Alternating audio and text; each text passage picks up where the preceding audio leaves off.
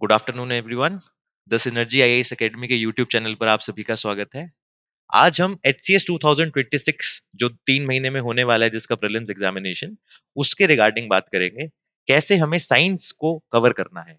हमें पता है साइंस एक मेजर पोर्शन है एचसीएस के एग्जामिनेशन में। हर साल अप्रोक्सीमेटली 15 से 20 क्वेश्चन भी हमें देखने को मिले हैं। 2023 में एक बार हमें सिर्फ 9 क्वेश्चन देखने को मिले थे। आज हम देखेंगे कहाँ से कौन से टॉपिक से क्वेश्चन आते हैं, कौन सा टॉपिक ज्यादा इंपॉर्टेंट है, कौन से पोर्शन को हमें अच्छे से कवर करना है, कौन से को स्किप किया जा सकता है। ठीक है, तो चलिए शुरू करते हैं। सबसे पहले हमारे बैचेस शुरू होने वाले हैं एचसीएस के लिए। 2 फरवरी इसकी डेट रहेगी। ऑनलाइन एंड ऑफलाइन दोनों मोड्स में रहेंगे, तो आप ज्वाइन कर सकते हैं। तो हम बात करते हैं एचसीएस 2026 के रिगार्डिंग। देखिए, एचसीएस और यूपीएससी के साइंस में एक फंडामेंटल डिफरेंस है। एचसीएस में अभी तक जो हमने एग्जामिनेशन देखे हैं, वहां पे जनरल साइंस का पोर्शन आता है। यूपीएससी में साइंस एंड टेक्नोलॉजी वाला पोर्शन जो है वो प्रीडोमिनेंट है। वहां पे जनरल साइंस से क्वेश्चन नहीं आएंगे। आपको basic biology, basic chemistry, basic physics के क्वेश्चन एचसीएस में जरूर देखने को मिलेंगे। यूपीएससी में टेक्नोलॉजी आती है। हो सकता है इस साल हमें एचसीएस में भी टेक्नोलॉजी वाला पोर्शन देखने को मिले। बट अभी तक जितने एग्जामिनेशन हुए हैं, उसके हिसाब से अगर हम पैटर्न देखें, तो एचसीएस 2023 जो हुआ था 11 फरवरी 2024 को, वहां पे हमें साइंस के 18 क्वेश्चन देखने को मिले। 18। अब इन 18 क्वेश्चन में से हम देखते हैं कौन सा पोर्शन। हमने साइंस को 3 पार्ट्स में डिवाइड किया है: बायोलॉजी, फिजिक्स एंड केमिस्ट्री। और कुछ क्वेश्चन ऐसे हैं जो इन तीनों में ही हम नहीं पुट अप कर सकते, तीनों का ही पार्ट है, उसको हमने बेसिक साइंस में रखा है। तो इन 18 क्वेश्चन में से आप देखिए, बायोलॉजी से 9 क्वेश्चन आए। मतलब 50% आपका बायोलॉजी जो है वो कवर कर रहा है। केमिस्ट्री से 6 क्वेश्चन आए हैं। फिजिक्स से सिर्फ एक क्वेश्चन आया है इस साल।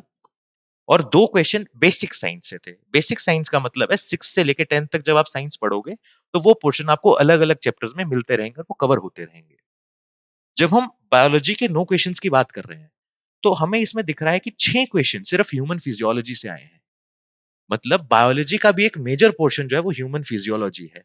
और ह्यूमन फिजियोलॉजी में भी अगर हम और स्पेसिफिक हों, तो इन 9 में से 2 क्वेश्चन डिजीजेस से आए हैं कि ये डिजीज है, ये किससे होता है। जैसे एक क्वेश्चन में हमने देखा कि कुछ डिजीज बता रखे और उनके कॉजल ऑर्गेनिजम्स, और only one only two pairs correct वाला क्वेश्चन पूछा था।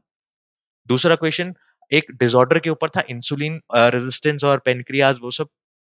तो बेसिक बात क्या है, बायोलॉजी में human physiology, disease and disorders हम इसको बोल सकते हैं, क्योंकि जो एंडोक्राइन सिस्टम से रिलेटेड बीमारियां हैं वो डिसऑर्डर्स में आ जाएंगी। एक क्वेश्चन हमें प्लांट हार्मोन से देखने को मिला।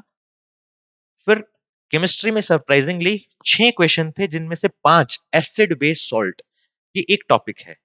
एसिड बेस एंड सॉल्ट्स, यहां से 5 क्वेश्चन आप कर सकते हो, 6 में से 5। तो हमें इसको देखते ही पता लग गया कि ये चैप्टर हम छोड़ नहीं सकते, बहुत इंपॉर्टेंट चैप्टर है। फिजिक्स में जो एक क्वेश्चन आया वो हमारा मिरर जो टॉपिक है उससे आया था। तो और 2 क्वेश्चन बेसिक साइंस से। तो हम अब देख रहे हैं कि 18 क्वेश्चन आए हैं एचसीएस 2023 में, और ये उनका कुछ सब डिवीजन है, सब क्लासिफिकेशन होगा। फिर हम बात करते हैं जो एचसीएस हमारा 21 में 2023 को हुआ था। वहां पे हमें सरप्राइजिंगली थोड़ा कम नंबर देखने को मिला साइंस का। सिर्फ 9 क्वेश्चन आए, और 9 के 9 क्वेश्चन इक्वली डिवाइडेड थे। 3 बायोलॉजी, 3 केमिस्ट्री और 3 फिजिक्स। अब यहाँ पे भी एक सरप्राइजिंग चीज है, तीनों फिजिक्स के क्वेश्चन मोशन और ग्रेविटी टॉपिक से थे। तीनों केमिस्ट्री के जो क्वेश्चंस थे वो केमिस्ट्री इन एवरीडे लाइफ से, और प्रिजर्वेटिव्स, स्वीटनर, सोप जैसी ये जो चीजें हैं केमिस्ट्री इन एवरीडे लाइफ में आती है, तो ये बहुत इंपॉर्टेंट एक टॉपिक है। तो यहाँ पे हमने देखा इस साल सोप से क्वेश्चन आया है, स्वीटनर से क्वेश्चन आया है। अगले साल, इससे पिछले साल प्रिजर्वेटिव्स पे क्वेश्चन आया है। तो ये चैप्टर अपने आप में बहुत इंपॉर्टेंट हो जाता है। बायोलॉजी से हमें 3 क्वेश्चन देखने को मिले, जिसमें एक पैरासिटिक प्लांट के ऊपर क्वेश्चन था, बायोलॉजिकल प्रोसेसेस के ऊपर एक क्वेश्चन थे, और एक फंगस के ऊपर या एक फंगाई के ऊपर क्वेश्चन था। तो सिर्फ 9 क्वेश्चन देखने को मिले। ये साल एक एक्सेप्शन था, जनरली 20 के आसपास क्वेश्चन हमें देखने को मिल जाते हैं। फिर एचसीएस 2022, यहाँ पे हमें 21 क्वेश्चन देखने को मिले। साइंस की वेटेज दोबारा बढ़ी है। यहाँ पे हमें 21 क्वेश्चंस में से आप देखेंगे, बायोलॉजी के 10 क्वेश्चन देखने को मिले हैं, फिजिक्स के 5 क्वेश्चन देखने को मिले हैं, और केमिस्ट्री के हमने 6 क्वेश्चन देखे। जो बायोलॉजी के 10 क्वेश्चंस थे, इसमें से 5 क्वेश्चन सीधा सीधा ह्यूमन फिजियोलॉजी और सेल वाला जो पोर्शन है वहां से आए। फिजिक्स के 5 क्वेश्चन में से 3 क्वेश्चन इलेक्ट्रिसिटी और मैग्नेटिज्म से थे, एक साउंड से था, और एक आई जो चैप्टर है हमारा उससे था।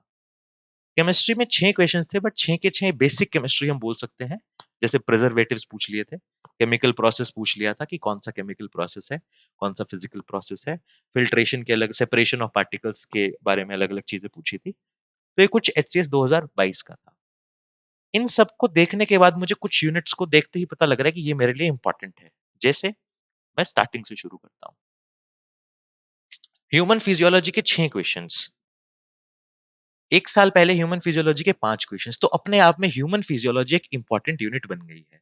तो हम ह्यूमन फिजियोलॉजी को छोड़ने का रिस्क तो नहीं ले सकते। तो हमें ह्यूमन फिजियोलॉजी को अच्छे से पढ़ना पड़ेगा। ह्यूमन फिजियोलॉजी को अच्छे से पढ़ना है तो 11th क्लास की लास्ट यूनिट भी ह्यूमन फिजियोलॉजी है और 10th क्लास में एक चैप्टर है लाइफ प्रोसेसेस, वो भी ह्यूमन फिजियोलॉजी है। ठीक है? सिमिलरली सेल हमारे लिए बहुत इंपॉर्टेंट हो जाता है क्योंकि ह्यूमन फिजियोलॉजी को पढ़ने के लिए सेल की नॉलेज होना बहुत ज़रूरी है। फिर जब हम बात करते हैं केमिस्ट्री की, तो एसिड बेस सॉल्ट अपने आप में एक बहुत इंपॉर्टेंट यूनिट बन जाती है। केमिस्ट्री इन एवरीडे लाइफ अपने आप में बहुत इंपॉर्टेंट यूनिट बन जाती है। तो ये 2 यूनिट हम किसी भी हालत में स्किप करेंगे ही नहीं। फिर जब हम फिजिक्स की बात कर रहे हैं, तो मिरर, आई, मोशन जो ये बेसिक चीज़ें हैं, ये हमें नहीं छोड़नी है। इन सबको अगर हम कर लेंगे, तो हमारा जो बेसिक साइंस वाला पोर्शन है, वो कवर हो जाएगा। तो हमें अब कहाँ से चीज़ों को पढ़ना चाहिए? पहले बात तो हम क्या इन्फर कर रहे हैं इससे? हमने देखा कि बायोलॉजी से मैक्सिमम क्वेश्चन आए हैं। Almost 50% of the science biology होती है जनरली। ती 2 हमने 3 पेपर्स देखे, 2 में बायोलॉजी 50% थी, 1 में 33%। तो इक्वली हमें बायोलॉजी को थोड़ा-सा ज़्यादा टाइम देना है। फिजिक्स और केमिस्ट्री ऑलमोस्ट इक्वल वेटेज रहता है, कभी फिजिक्स ज़्यादा, कभी केमिस्ट्री ज़्यादा। अब सोर्सेस हमें पढ़ना कहाँ से है? साइंस को कहाँ से कवर करें? देखिए, सबसे पहले 6th क्लास से लेके और 10th क्लास की एनसीईआरटी ये नॉन नेगोशिएबल है। अभी तक का जो हमने एचसीएस का पैटर्न देखा, वहाँ पे यहाँ से क्वेश्चन आते हैं। तो 6th से लेके 10th तक की एनसीईआरटी आपको पढ़नी है। प्लस आपको कुछ सिलेक्टेड टॉपिक्स पढ़ने पड़ेंगे क्लास 11th और क्लास 12th की एनसीईआरटी से। 11th की एनसीईआरटी में एक यूनिट है सेल। इसमें सेल साइकिल और बायोमोलिक्यूल्स वाला चैप्टर है। आप उसको पढ़िए और एक ह्यूमन फिजियोलॉजी की जो यूनिट है आप उसको पढ़ लीजिए।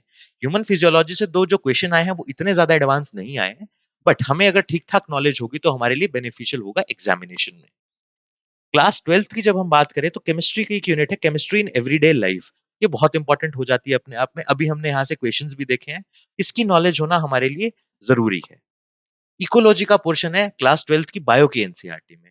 ये आपको एनवायरनमेंट में भी हेल्प करेगा और कुछ इकोलॉजिकल एसोसिएशंस है इसमें जो आपको हेल्प करेगी। 4 चैप्टर्स हैं, इनको पढ़ना ज़रूरी है। बायोटेक वाला पोर्शन जो है ये भी आपको स्किप नहीं करना है। जनरली क्या होता है बायोटेक साइंस एंड टेक वाला पार्ट में आ जाता है। बट बायोटेक की बेसिक नॉलेज होना ज़रूरी है, तो आप इसको स्किप नहीं करेंगे। फिर एक यूनिट हेल्थ और डिजीज़ेज़ के बारे में जो इसमें क्लास 12th की एनसीईआरटी में है, आप उसको भी पढ़िएगा। हेल्थ और डिजीज़ से भी क्वेश्चन हमें देखने को मिले, डिजीज़ डिसऑर्डर एक इंपॉर्टेंट यूनिट हो जाती है। ये बेयर मिनिमम है, इतना आपको करना ही करना होगा। इसके बाद में अगर आपके पास समय है, तो मैं ये रिकमेंड करूँगा कि आप थोड़ा टेक्नोलॉजी वाला पोर्शन देखिए। आप थोड़ा स्पेस टेक्नोलॉजी, थोड़ा-सा nuclear science and technology, nano technology, biotechnology के बेसिक्स कर लीजिए, अगर आपके पास समय है तो। इसके अलावा करंट अफेयर्स नॉन नेगोशिएबल है। साइंस में करंट अफेयर्स करना बहुत ज़रूरी है। साइंस, इकोनॉमिक्स और एनवायरनमेंट ये 3 बहुत डायनामिक सब्जेक्ट्स हैं, अपडेट होते रहते हैं। आपको अपने आप को अपडेट रखना है। कैसे पढ़ेंगे करंट अफेयर? एक कोई भी कोचिंग जो आपको अच्छी लगे, जिसके साथ आपकी सूटेबिलिटी हो, उस कोचिंग की मैगज़ीन उठाइए, वहाँ से करंट अफेयर्स को पढ़िए। प्लस आप न्यूज़पेपर पढ़ते रहिए। आप मैं ये नहीं कह रहा कि आप 1 महीने पुराना न्यूज़पेपर उठा के पढ़ने लग जाओ। आज से न्यूज़पेपर पढ़ लो, आज का पढ़ो, कल का पढ़ो, आगे के न्यूज़पेपर पढ़ते रहो, ताकि कुछ नया आए, तो उससे आप अपडेटेड रहो। जैसे इंडियन एक्सप्रेस आप पढ़ सकते हो, द हिंदू आप पढ़ सकते हो, जो न्यूज़पेपर आपको अच्छा लगे। एक मैगज़ीन ज़रूरी है।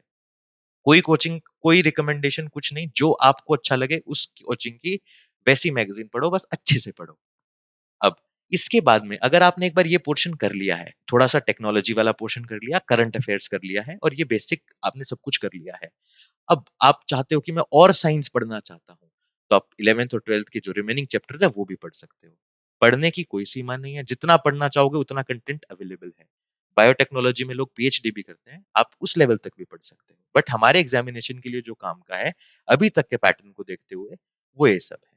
आप ये सब कर लेंगे तो ठीक-ठाक मात्रा में चांसेस है कि आपके अच्छे नंबर आएँगे और साइंस में आपको प्रॉब्लम नहीं आनी चाहिए। ठीक है? तो इसी के साथ आज का सेशन खत्म करते हैं। Thank you so much.